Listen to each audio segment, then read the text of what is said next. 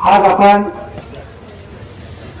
भूमिपूजनाचा कार्यक्रम आटोपलेला आहे. त्यापूर्वी संजय भाऊ जेव्हा जेव्हा आपल्या भागामध्ये आपण बोलवलेलं आहे तिथे आलेले आहेत आणि त्यांनी भरभरून निधी या प्रभागात म्हणजे 90%च्या वरचा निधी त्यांनी आपल्या प्रभागामध्ये दिलेला आहे.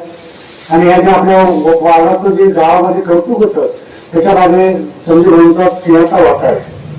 आपण इथे सुद्धा त्यांना आणि बापावर अपेक्षा केलेली होती की पत्राचं शेड करून द्या, परंतु त्यांनी पत्राचं शेड मंजूर न करता त्या स्लॅबचं मंजूर करून दिलं. त्याबद्दल मी त्यांचं आभार मानेन. इथं 2 कार्यक्रम ठेवलेले आहेत. उद्याच्या विधानसभा भगिनीच्या दुसऱ्या आहेत त्यांना उद्याच्या दिवशी आम्ही आता केवायसी सुरू झालेली होती भांड्यांची, त्या 100 भगिनींना उद्याच्या दिवशी भांडे मिळणार आहेत. त्याचं आपण अपॉइंटमेंट लेटर जिने ऑनलाईन करून दिलं त्या अत्यंतही सुद्धा त्यांना सुद्धा आपण वाटणार आहोत. तर मी एवढं सांगेन की संजय भाऊंचा असा कृपा आशीर्वाद सदैव आपल्या पाठीशी असावा.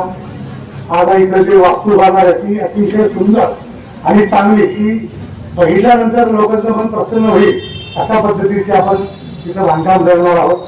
आणि चांगल्या प्रकारचं खुलं सभामंडप की जे आपल्या भागातील सांस्कृतिक कार्यक्रमासाठी उपयोगी पडणार आहे.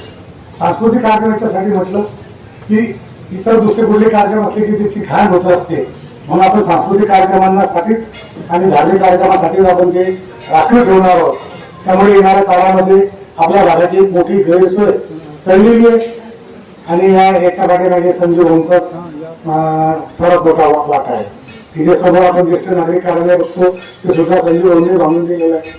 इथं जे कॉन्क्रीट पडलेलं आहे त्यासाठी सुद्धा संजय भाऊंनी निधी उपलब्ध करून दिलेला होता. तर मी जास्त वेळ न घेता